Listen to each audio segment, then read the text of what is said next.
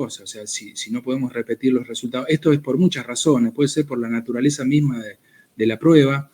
Ahora los métodos de laboratorio están súper estandarizados porque casi todo está automatizado, no hay ningún problema. Ustedes cuando vean bioquímica, química analítica clínica, el cuatrimestre que viene, hermosa materia, aprovechenla, estudien porque les da criterios muy importantes.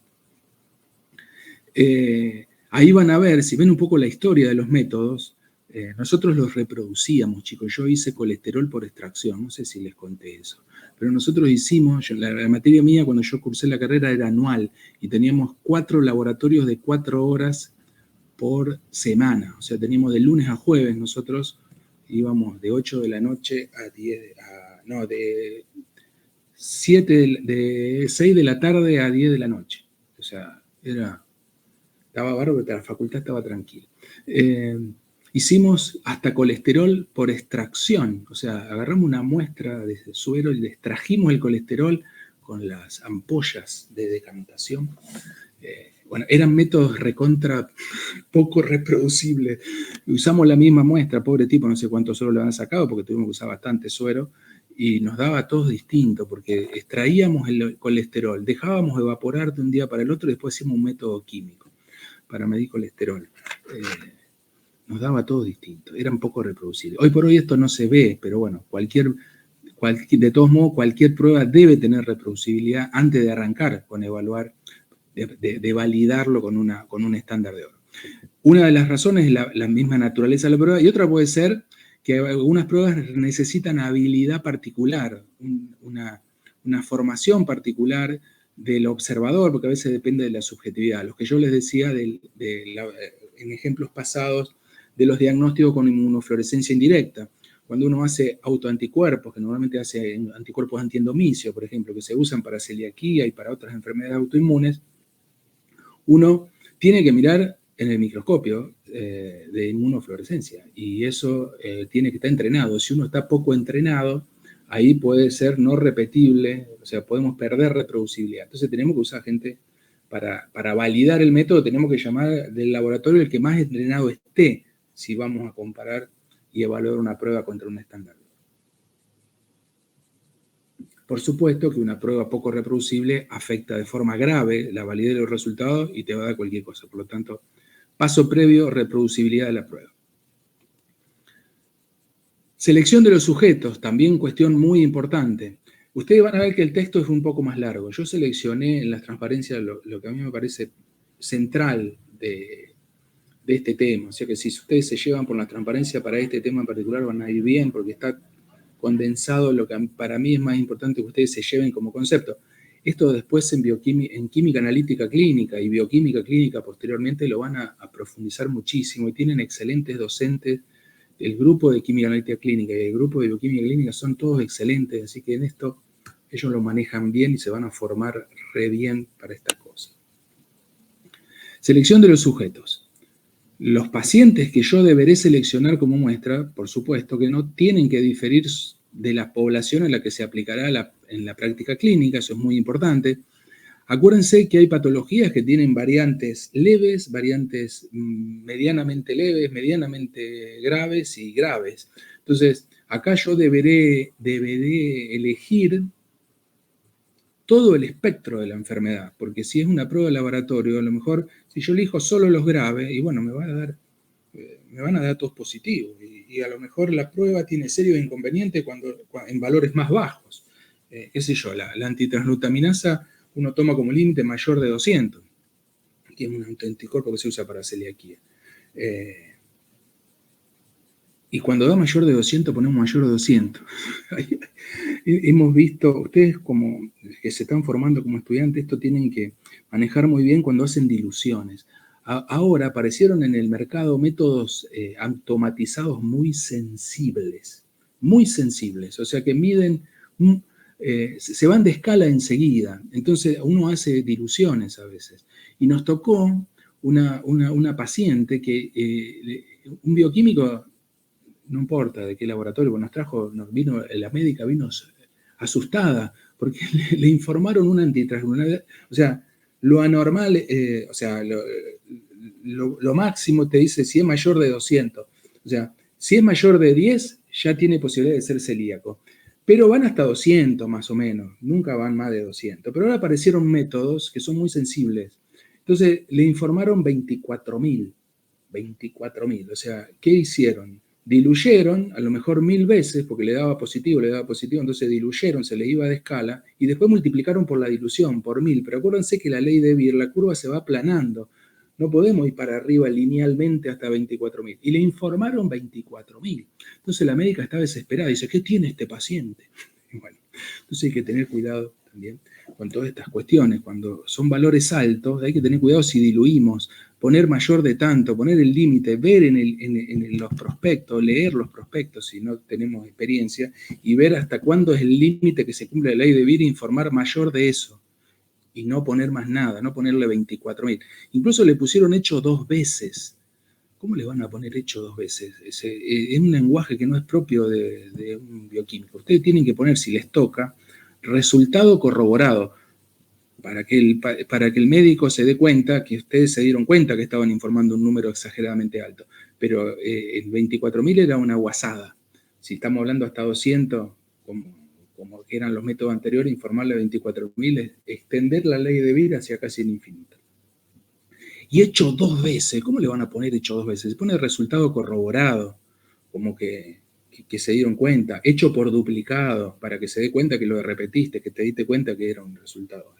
Pero no pueden poner hecho 2 veces, eso queda, che, loco, te lo hice 2 veces. No, pongan un lenguaje, siempre cuiden el lenguaje en eso. Los médicos en eso son un poco más, todavía son un poco más sensibles al lenguaje, hay que cuidarlo. Entonces, tenemos que poner pacientes con todo el espectro de gravedad.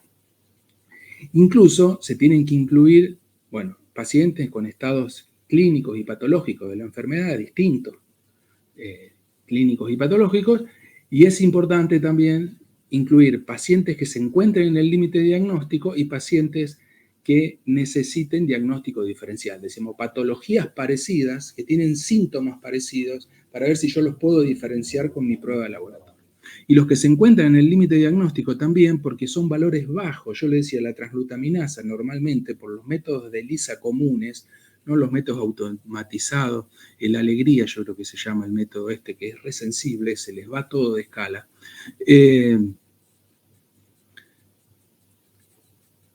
Les decía, en el límite diagnóstico, porque, por ejemplo, la transglutaminasa va de 10 unidades por mililitro a 200 más o menos en una ELISA común. Entonces, cuando más hay, el método funciona mejor. Pero cuando llega a 10, pensemos que de 0 a 10 tenemos poquito respecto a 100 a 200. Entonces, por ahí, si tiene problemas cuando las concentraciones son bajas, tenemos que poder evaluarlo. Entonces, tenemos que elegir pacientes que estén en el límite diagnóstico, que tengan valores bajos de lo que queremos medir. En el laboratorio eso es importante porque ahí cuando baja la concentración a veces el método no responde.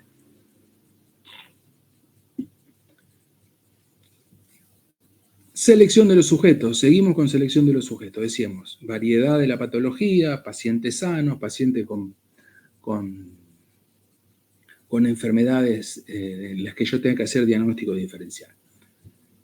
El grupo de no enfermos me va a permitir, para la nueva prueba, ver los falsos positivos. Se supone que el método, el estándar de oro no debería tener falso positivo, entonces, si alguno dio negativo en el estándar de oro y nos da positivo con la nueva prueba, tiene un falso positivo. Entonces, el grupo de sanos, tengo que poner sanos también, para ver si justamente aparecen positivos en los sanos, que se supone que deberían dar todos negativos. En este grupo, bueno, se deben incluir individuos que tengan enfermedades que planteen problemas diagnósticos, lo que decíamos antes, diagnóstico diferencial con los pacientes del otro grupo, y se incluyen solo individuos sanos. Si se incluyen solo individuos sanos, existe el peligro de encontrar un número menor de falsos positivos, lo que se traduce en una especificidad de la prueba más elevada.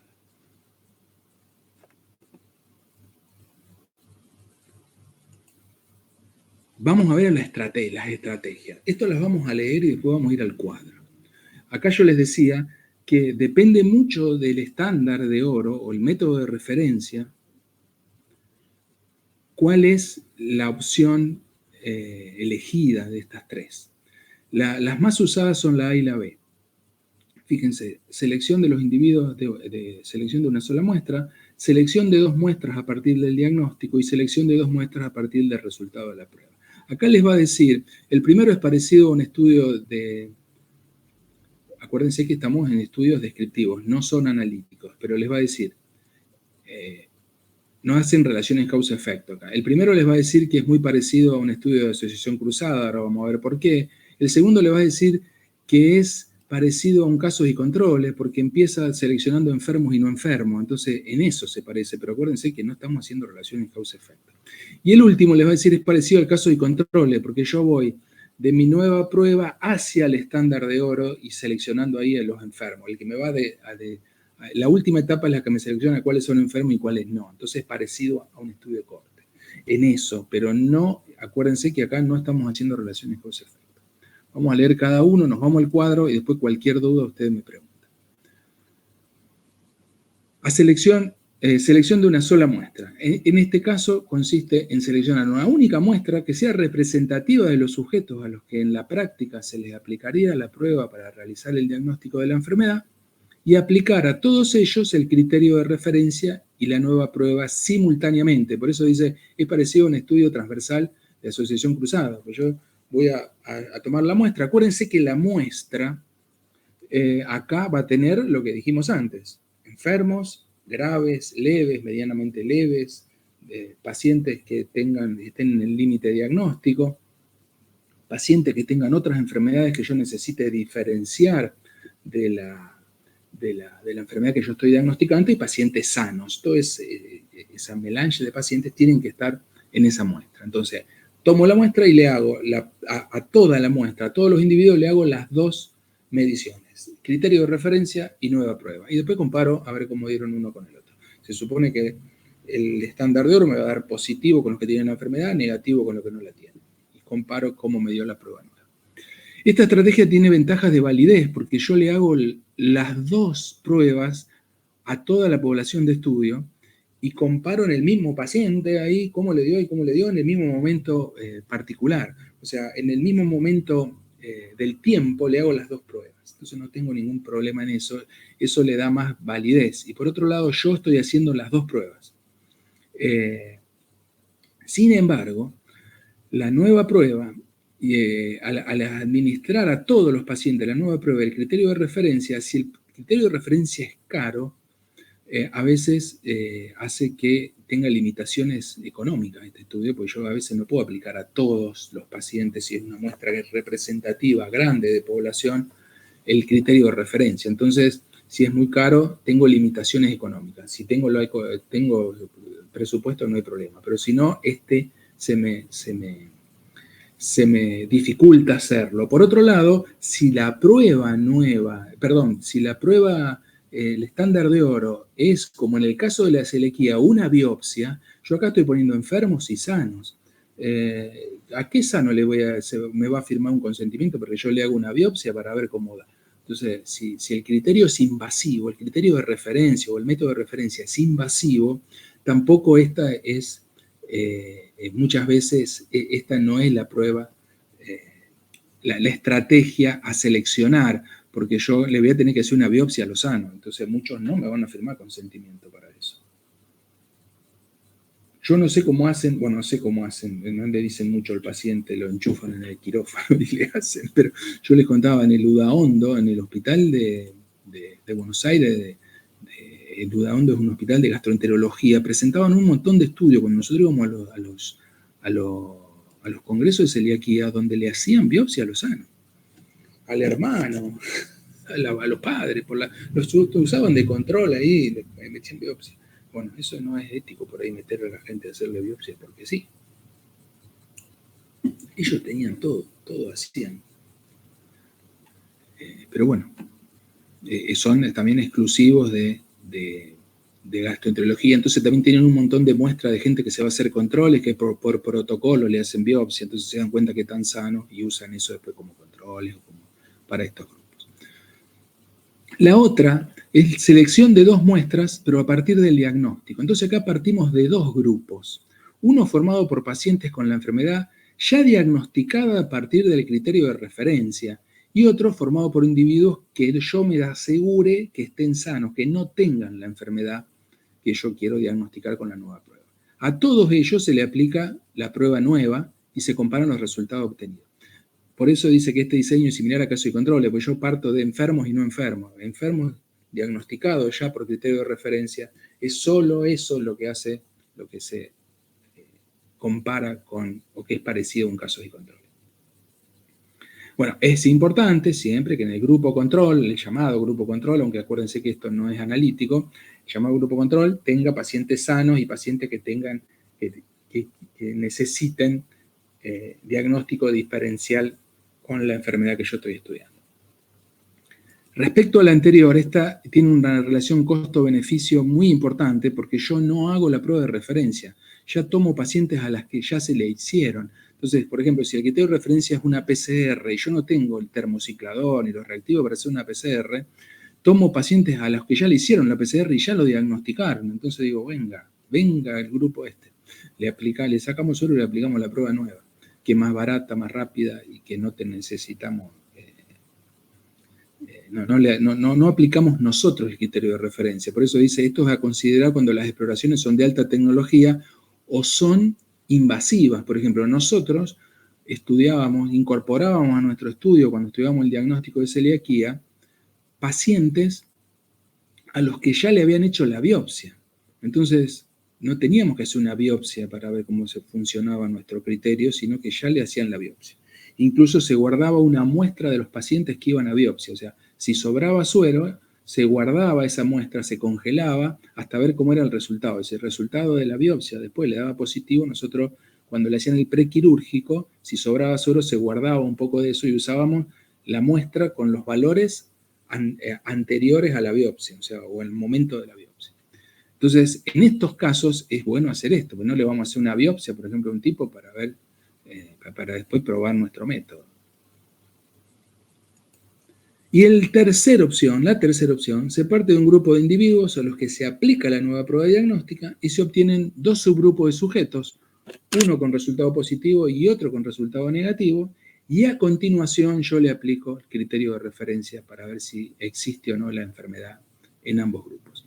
Esta estrategia, bueno, se asemeja a un estudio de corte, ya le digo, no en que hace relaciones causa-efectos, sino en que parte de aplicar la nueva prueba y después ve cuáles son los enfermos y cuáles no con el criterio de referencia.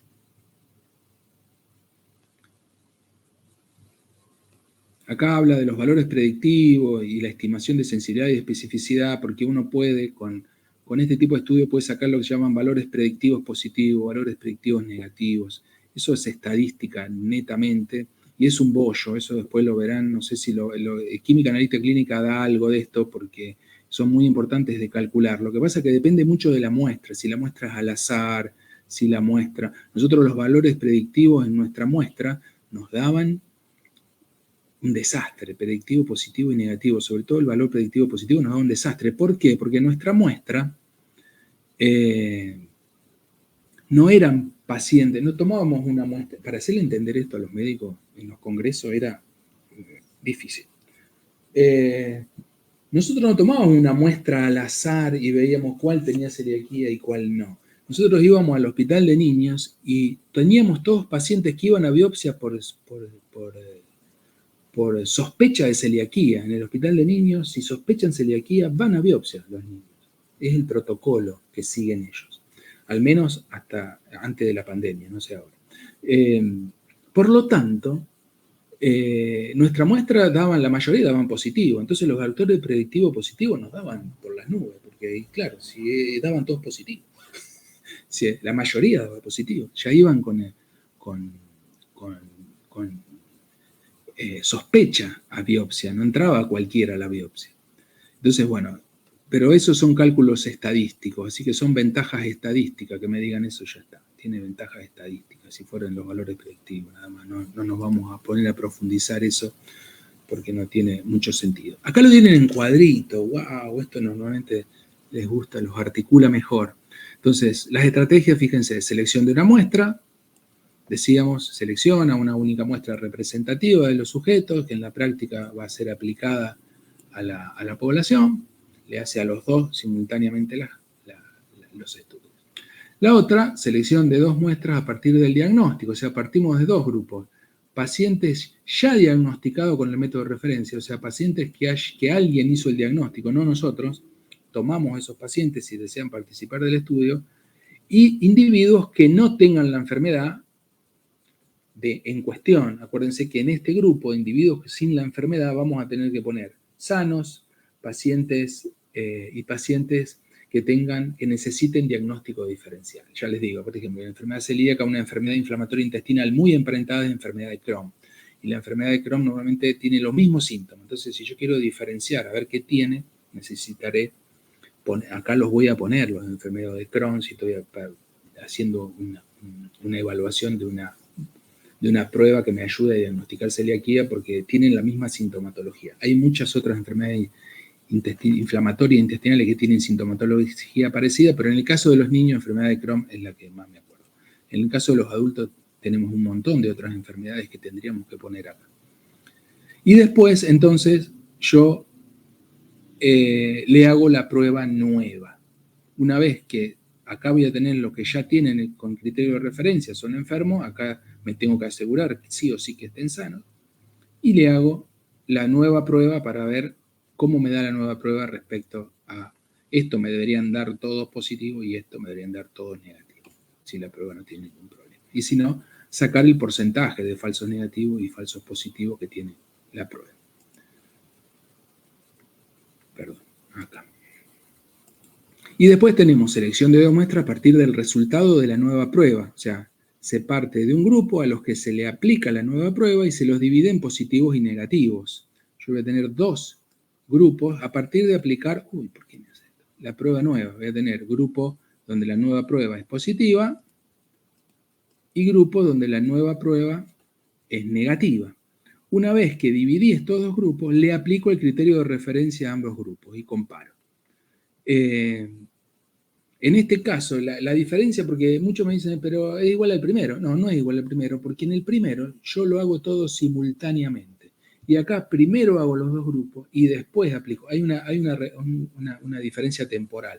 Yo primero hago la prueba nueva, entonces selecciono positivos, negativos según la nueva prueba y después le hago el criterio de referencia. O sea, tengo que esperar que tener los resultados de la nueva prueba para después hacer el criterio de referencia. Mientras que en el otro se hace simultáneamente.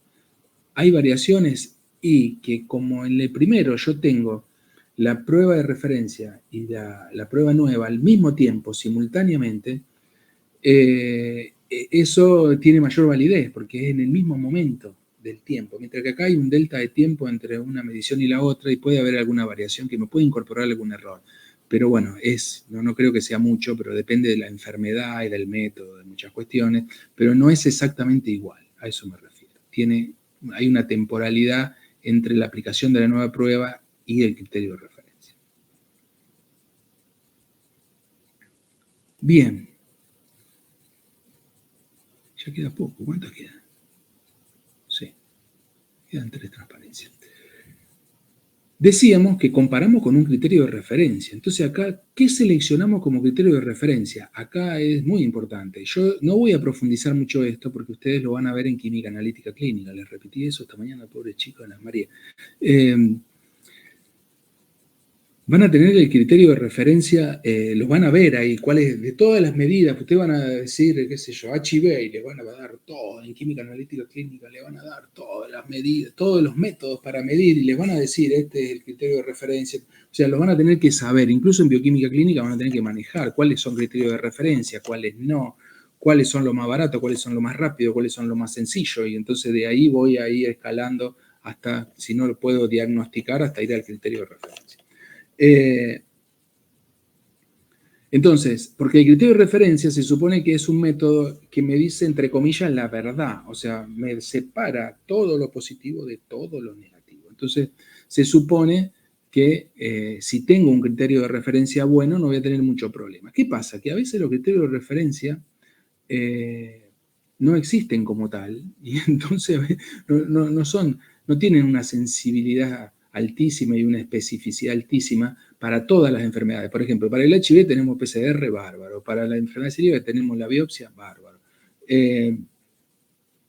Para algunas enfermedades también tenemos método de referencia bárbaro, pero para otras, para algunas no. Hay muchas enfermedades autoinmunes que no tienen un criterio de referencia específico. Entonces, si tenemos que elegir el mejor método de referencia, a veces no tenemos el mejor método de referencia y entonces lo que usamos es un grupo de pruebas de laboratorio para comparar con ese grupo de pruebas de laboratorio, si no tenemos un buen criterio de referencia. Pero acuérdense que un buen criterio de referencia es lo mejor, tenemos que elegir lo mejor que venga, y el criterio de referencia el que podamos acceder. Por ejemplo, HIV se usa también inmunoblotting, que no sé si lo están usando todavía, pero en una época se usaba porque era mucho más barato hacer un inmunoblotting y más rápido en algunos aspectos. Que tener todos los reactivos, sobre todo para hacer PCR. O sea, no cualquier laboratorio tiene para hacer PCR. Si tengo el dinero para comprar el equipo, las inmunoblotting se mantienen en el tiempo, no necesito mucho reactivo, entonces muchos siguen usando inmunoblotting, que es un método como si fuera no me acuerdo el nombre, ahora le digo inmunoblotting, debe ser el nombre del método, pero no me acuerdo específicamente, que es un método también inmunológico, que tiene un montón de proteína del virus fijado en una lámina y yo incubo con el suero del paciente para ver cuántos anticuerpos contra qué proteína del virus tiene en HIV, y también se usa se usaba como método de referencia. Si yo tengo un mal criterio de referencia, ahí voy a cometer un error terrible, porque si el criterio de referencia no me separa 100%, entre comillas, enfermo de no enfermo, voy a tener un sesgo que no me interesa que sepan el nombre, pero lo que sí tienen que saber es que si el criterio de referencia no es lo suficientemente sensible y específico, o que no me separa completamente los enfermos de los no enfermos y tiene algún falso positivo o algún falso negativo, voy a cometer un sesgo que se llama sesgo del criterio de referencia imperfecto. Lo que ustedes más o menos tienen que manejar nada más es que si el criterio de referencia no es lo suficientemente bueno, se me van a incorporar errores, pues yo estoy comparando contra algo que tiene errores, que no da siempre positivo en los positivos y no siempre negativo en los negativos. Con que sepan eso para mí está bien, no se memoricen el nombre del sesgo porque en este caso no va a tener sentido. Acá yo les puse, ya les digo, esto lo van a ver muy bien en química analítica clínica, pero el concepto de especificidad y el concepto de sensibilidad para que ustedes, si lo tienen que, para que no lo anden buscando por ahí, lo tienen en la misma transparencia, porque por ahí les va a nombrar, cuando lean del libro, les va a nombrar mucho sensibilidad y especificidad. La especificidad es la capacidad de una prueba diagnóstica para detectar como negativos a los sujetos que no poseen la enfermedad. Entonces, un método que sea altamente específico no tiene falsos negativos. No tiene falsos negativos, porque si es muy altamente específico, va a detectar como negativos los negativos. Entonces, no va a tener falsos negativos. Y la sensibilidad es la capacidad de una prueba diagnóstica para detectar como positivos a los sujetos enfermos. O sea, acá sí aparece la capacidad de detectar como positivo a los sujetos enfermos. Entonces, la combinación en un método, cuando uno lo elige, tiene que elegir un sano equilibrio entre especificidad y sensibilidad, porque normalmente los métodos altamente sensibles a veces son poco específicos y los métodos altamente específicos son poco sensibles. Entonces, uno tiene que elegir métodos que tengan un sano equilibrio entre sensibilidad y especificidad. Todo eso yo les digo, no se preocupen en esta materia, eso todavía ustedes se van a formar muy bien, excelentemente, en lo que es química analítica clínica y en lo que es bioquímica clínica. Yo no sé si en Inmuno ya la están haciendo, Inmuno la están cursando ya. Inmuno capaz que hablan de todo esto. Ojalá. ¿Se acuerdan? Si hablan de todas estas cosas. A esta altura del año ya están boleados, no se acuerdan. Pero en muchas materias, Inmuno también, nosotros hablábamos En inmuno, bueno, en inmuno cuando yo la dimos inmunoquímica, no dimos inmunología. Dimos inmunoquímica. Yo después hice un curso de posgrado en la Facultad de Medicina de Inmunología, que es muy bueno. Selección de criterios de referencia. Y ya es la última esta transparencia y terminamos, chicos, terminamos la materia. Se va epistemología 2. Lo que decíamos antes, si no se dispone de un criterio de referencia adecuado, puede utilizarse un conjunto de pruebas. O yo puedo comparar con un conjunto, con 2 o 3 pruebas de laboratorio, por ejemplo. Nosotros para celiaquía, por ejemplo, hacíamos antigliadina, péptidos de gliadina de aminados, anticuerpo antiendomicio, anticuerpos antiglutaminasa. Fíjense, 4. Entonces uno podría comparar, si aparece una nueva prueba, con esas 4. A ver cómo dan esas 4 y tengo una nueva prueba de laboratorio, si es que no puedo hacer la biopsia. Entonces, bueno, lo que no debe estar en todo ese conjunto de pruebas es el que yo quiero validar, ¿no? Por supuesto, por eso aparece un sesgo, dice sesgo de incorporación. Pero bueno, no importa el nombre del sesgo, ahí está puesto, pero no. Acuérdense que si yo tomo un conjunto de pruebas con las que voy a comparar mi nueva prueba, porque no tengo un criterio de referencia adecuado, que en ese conjunto de pruebas no esté mi prueba, la prueba que yo voy a validar, porque si no, no puede ser. Tiene que ser un conjunto de pruebas por fuera de la que yo quiero validar.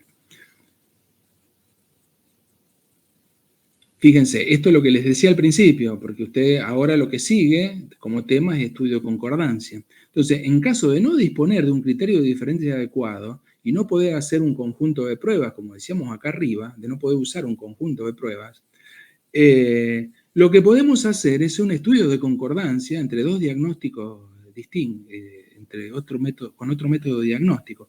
No validarlo como prueba diagnóstica, sino decir, ¿qué se está usando? Bueno, se está usando un tal método. ¿Y este es el de referencia? No, pero es el que se está usando actualmente. Bueno, yo voy a ver mi nueva prueba, a ver cómo se comporta respecto a ese, si tiene concordancia. Si a ese una muestra le da positivo, a ver cómo me da a mí. Si a ese le da negativo, a ver cómo me da a mí. Si hay concordancia, eso se hace haciendo muchas pruebas, repitiendo y repitiendo, se repiten muchas veces las evaluaciones de distintos pacientes, distintos momentos, siempre con los 2 métodos.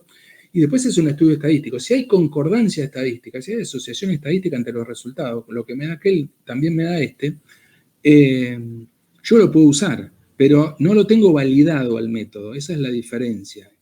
En el estudio que evalúa una prueba diagnóstica, yo estoy validando un método.